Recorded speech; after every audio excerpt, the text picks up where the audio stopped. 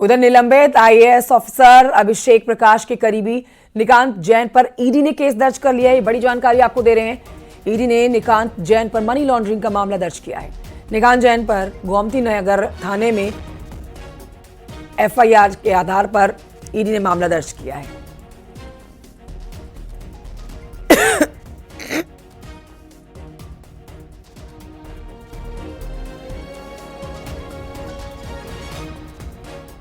जानकारी आपको दे रहे हैं। निलंबित आईएएस अभिषेक प्रकाश के करीबी हैं निकांत जैन। ईडी ने केस दर्ज कर लिया है। ईडी ने निकांत जैन पर मनी लॉन्ड्रिंग का मामला दर्ज किया है। निकांत जैन पर गोमती नगर थाने में एफआईआर दर्ज के आधार पर ईडी इस मामले में अब आगे कार्रवाई कर रही है। इस मामले की जांच कर रही एसआईटी से ईडी ने दस्तावेज मांगे हैं। सोर्सेज के मुताबिक ईडी जल्द ही जेल में बंद निकांत जैन से पूछताछ कर सकती है। ईडी निकांत पर मुकदमा दर्ज कराने वाले सोलर कंपनी के ऑफिसर का भी बयान दर्ज करेगी। आरोप के मुताबिक निकांत ने इन्वेस्ट यूपी से सोलर कंपनी का प्रोजेक्ट मंजूर कराने के नाम पर कमीशन मांगा था और अब एसआईटी ये इस पर जानकारी और डॉक्यूमेंट्स जो एसआईटी ने जुटाए हैं वो ईडी के साथ साझा करने की तैयारी कर चुकी है। लगातार इस मामले पर अब ईडी जो है वो निकांत जैन के खिलाफ मनी लॉन्ड्रिंग के मामले में अब सख्ती दिखाते हुए कार्रवाई सख्त तरीके से करने जा रही है। निकांत जैन के खिलाफ पहले से एफआईआर दर्ज थी। अब ईडी ने भी इस मामले पर केस दर्ज करते हुए आगे की जांच शुरू कर दी है। एसआईटी से ईडी ने दस्तावेज भी मांग ली है। सूत्र बता रहे हैं कि ईडी जल्द ही जेल में बंद निकांत जैन से पूछताछ करेगी।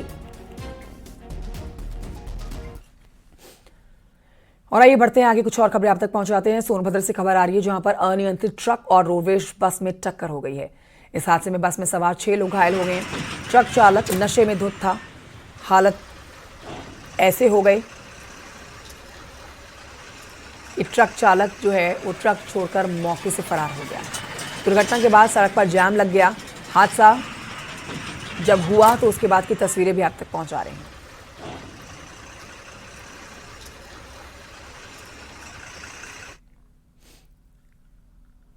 सोनभद्र की बात खबर गोरखपुर से है जहां पर तेज रफ्तार कार ने सड़क किनारे सो रहे एक ही परिवार के 7 लोगों को रौंद डाला। इस हादसे में मां बेटी की मौत हो गई है जबकि 4 साल के एक बच्चे के साथ ही 5 लोग गंभीर रूप से घायल हो गए हैं। घायलों का मेडिकल कॉलेज में इलाज चल रहा है। परिवार के लोग घर के बाहर सड़क किनारे चारपाई पर सो रहे थे। यह हादसा जिस वक्त हुआ लोग अपनी गहरी नींद में थे और देर रात करीब 1:30 बजे के आसपास यह हादसा और भयावह रूप ले लेता है। लेकिन जो यह हादसा हुआ वो रात 10:30 बजे हुआ। उसके बाद आसपास के लोगों को जैसे जानकारी लगी, लोगों ने घायल लोगों को तत्परता के साथ अस्पताल में भर्ती कराया। इस हादसे के बाद कार सवार एक लड़के को लोगों ने पकड़ भी लिया। पुलिस ने कार कब्जे में लेने की कोशिश की और ग्रामीणों ने विरोध भी किया है इसका। कार को पुलिस ने कब्जे में ले लिया है। आगे की कार्रवाई शुरू कर दी है। बताया जा रहा है कि कार में बाराती सवार थे। सीएम योगी ने हादसे पर दुख जताया है। अधिकारियों को हादसे में घायल हुए लोगों को बेहतर इलाज के मुख्यमंत्री की तरफ से आदेश दिए गए हैं।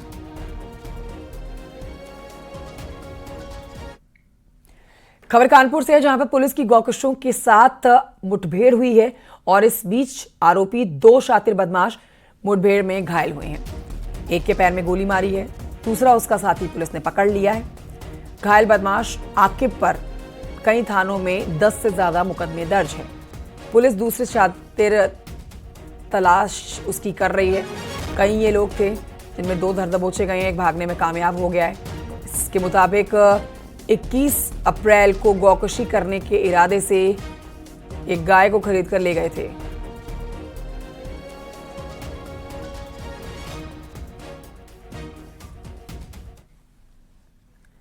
और आइए बढ़ते हैं आगे, आपको बताते हैं कि योगी सरकार ने संस्कृति शिक्षकों को बड़ा तोहफा दिया है। संस्कृति शिक्षकों को सीएम योगी का बड़ा तोहफा, जहां पर पूर्व मध्यमा और उत्तर मध्यमा पर कार्यरत मानदेय शिक्षकों के वेतन में बढ़ोतरी की गई है। संस्कृति विद्यालयों में हाई स्कूल स्तर पर पढ़ा रहे शिक्षकों को 12,000 रुपए की जगह पर अब 20,000 रुपए मासिक मानदेय मिलेगा।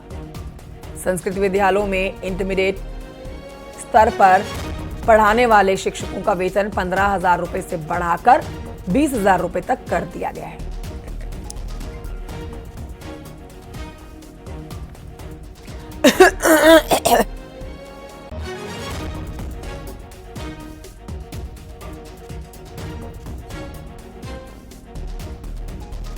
और आइए बढ़ते हैं आगे, आपको बताते हैं कि योगी सरकार 15 मई से जीरो पॉवर्टी अभियान शुरू करने जा रही है।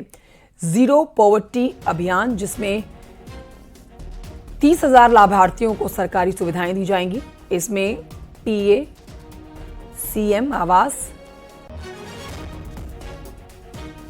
राशन कार्ड, पेंशन से जुड़े हुए लेबर बांटे जाएंगे। ये लेटर बांटे जाएंगे जिसमें जीरो पॉवर्टी अभियान में चिन्हित परिवारों को सरकार की कल्याणकारी योजनाओं का लाभ मिलेगा। इसको लेकर मुख्य सचिव ने डीएम और कमिश्नर को निर्देश दे दिए हैं। जीरो पॉवर्टी अभियान जिसकी शुरुआत होने जा रही है, इस पर और जानकारी हमारे सहयोगी देंगे, लेकिन आपको बता देते हैं कि 30,000 लाभार्थियों को सुविधा दी जाएगी। किस तरह की ये योजना है, किस तरह की एक ये नए अभियान की शुरुआत हो रही है, इस पर जानकारी दे रहे हैं संकेत मिश्रा। संकेत, ये पूरी खबर विस्तार से बताएं। बिल्कुल, योगी सरकार ने जीरो पॉवर्टी स्कीम शुरू की है और इसके तहत जो गरीब तबके के लोग हैं, जो जीरो पॉवर्टी के तहत जीवन यापन कर रहे हैं, ऐसे लोगों को चिन्हित किया जा रहा है पूरे उत्तर प्रदेश में। 30,000 लोग प्रथम चरण में चिन्हित किए गए हैं और इस योजना की शुरुआत 15 मई तक तो हो जाएगी। मुख्यमंत्री योगी आदित्यनाथ शुरुआत करेंगे। ये महत्वाकांक्षी योजना है मुख्यमंत्री योगी आदित्यनाथ की। दरअसल गरीबों का जो आर्थिक स्तर है, सामाजिक स्तर है, उसे ऊंचा उठाने की ये रणनीति है मुख्यमंत्री योगी आदित्यनाथ की। तो ऐसे में जो जीरो पॉवर्टी के तहत जो चिन्हित 30,000 अभ्यर्थी हैं, जो लाभार्थी हैं, उनको सीधे तौर पर पीएम और सीएम आवास, राशन कार्ड, पेंशन समेत जो तमाम सरकारी योजनाएं हैं, उनका सीधे तौर पर लाभ दिया जाएगा। और इस स्कीम की शुरुआत मुख्यमंत्री योगी आदित्यनाथ 15 मई तक कर सकते हैं। कल मुख्य सचिव ने एक बाकायदा बैठक की है और सभी जिलाधिकारी और सभी कमिश्नरों को निर्देश दिए हैं कि इस योजना के तहत जो 30,000 चिन्हित लोग हैं, उनको ये देखा जाए कि उनको सभी तरह के सरकारी लाभ मिलने चाहिए, जिससे उनका आर्थिक स्तर ऊंचा हो सके, बढ़ सके, आगे बढ़ सके। और सभी कमिश्नरों को मुख्य सचिव ने निर्देश भी दिए हैं। मुख्यमंत्री योगी आदित्यनाथ इस योजना की शुरुआत करेंगे और 15 मई तक की शुरुआत हो सकती है। पिछले दिनों अम्बेडकर जयंती पर मुख्यमंत्री योगी आदित्यनाथ ने इस योजना का नाम भी डॉक्टर भीमराव अम्बेडकर के नाम पर रखने का ऐलान किया था। तो जाहिर सी बात है कि ये योजना गरीब वंचितों के लिए काफी फायदेमंद साबित होगी उत्तर प्रदेश में। शुक्रिया आपका जानकारी के लिए संकेत मिश्रा।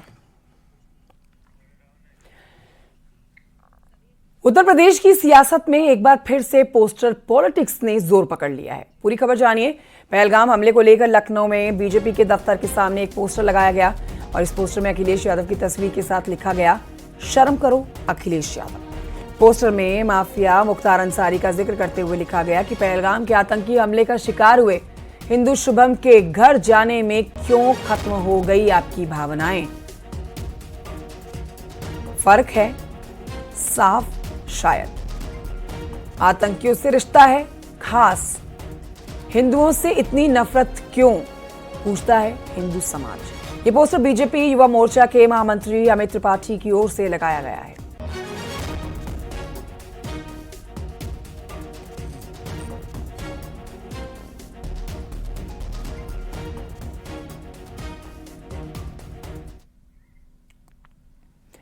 लखनऊ पुलिस को चेकिंग के दौरान एक होटल में ओमान के 5 नागरिक मिले हैं। पांचों विदेशी नागरिक बिना सूचना और बिना परमिशन के होटल में रुके हुए थे। होटल मालिक ने विदेशी नागरिकों का फॉर्म नहीं भरा था। जानकारी के मुताबिक 14 अप्रैल से पांचों ओमानी नागरिक होटल वियाना इन में रुके हुए थे, जबकि ये होटल विदेशी नागरिकों को ठहरने के लिए अधिकृत नहीं है।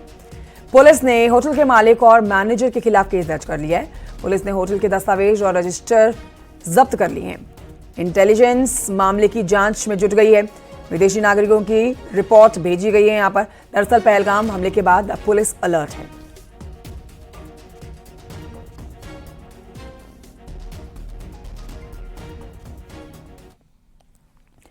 सीएम योगी आज लखीमपुर खीरी जा रहे हैं। उनके दौरे की जानकारी ले लीजिए कि कार्यक्रम के मुताबिक सीएम योगी दोपहर 1:40 पर शारदा नदी में बाढ़ के बचाव के लिए चल रहे ड्रेजिंग कार्यों का निरीक्षण करेंगे।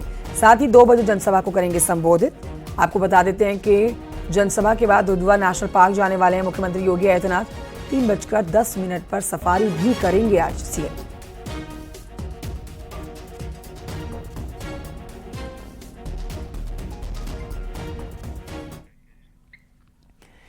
गोरखपुर पूर्वांचल की स्पोर्ट्स सिटी के रूप में विकसित हो रहा है।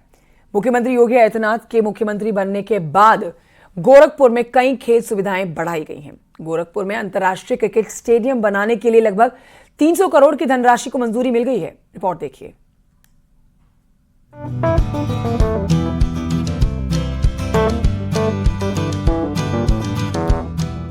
कानपुर के ग्रीन पार्क लखनऊ के इकाना स्टेडियम की तरह जल्द ही गोरखपुर में भी क्रिकेट के चौके छक्के लगेंगे। 35,000 से अधिक दर्शक स्टेडियम में बैठकर आईपीएल के साथ साथ इंटरनेशनल क्रिकेट मैच देख सकेंगे। मुख्यमंत्री योगी आदित्यनाथ ने गोरखपुर वाराणसी मार्ग पर स्थित तालना दौर में 106 एकड़ में इंटरनेशनल क्रिकेट स्टेडियम बनाने का ऐलान किया है और इसके लिए 291.35 करोड़ रुपए मंजूर कर दिए गए हैं।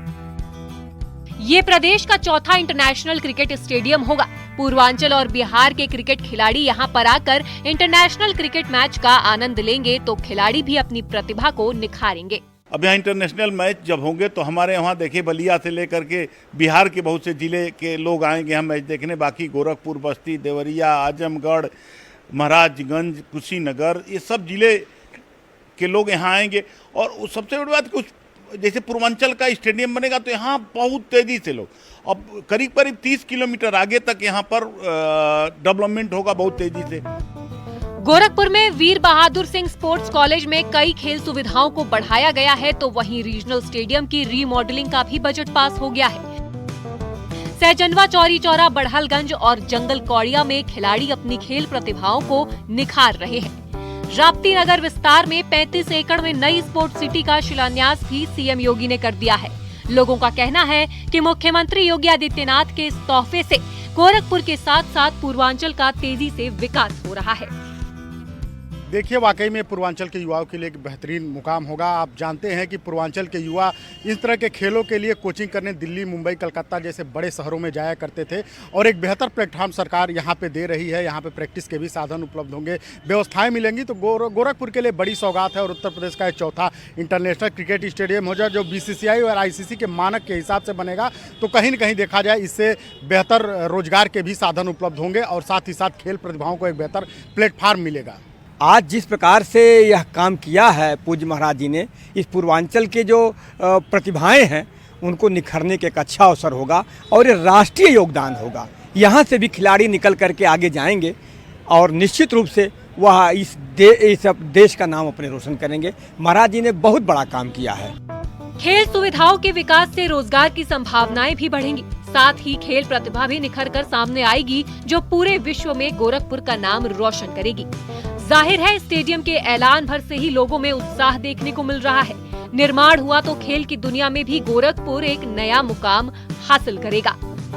वैसे गोरखपुर में खेल की कई ऐसी इंस्टीट्यूट हैं जहां पे ट्रेनिंग दी जाती है, चाहे वाटर स्पोर्ट्स कॉम्प्लेक्स की बात करें, रीजनल स्टेडियम की बात करें, रेलवे के सैयद मोदी स्टेडियम की बात करें या फिर वीर बहादुर सिंह स्पोर्ट्स कॉलेज की बात करें। यहाँ पे इस तरीके की सुविधाएं पहले से ही उपलब्ध हैं। अब मुख्यमंत्री योगी आदित्यनाथ लगातार इन सुविधाओं में इजाफा कर रहे हैं। अखिलेश पांडे के साथ रामगोपाल द्विवेदी, न्यूज़ 18 गोरखपुर।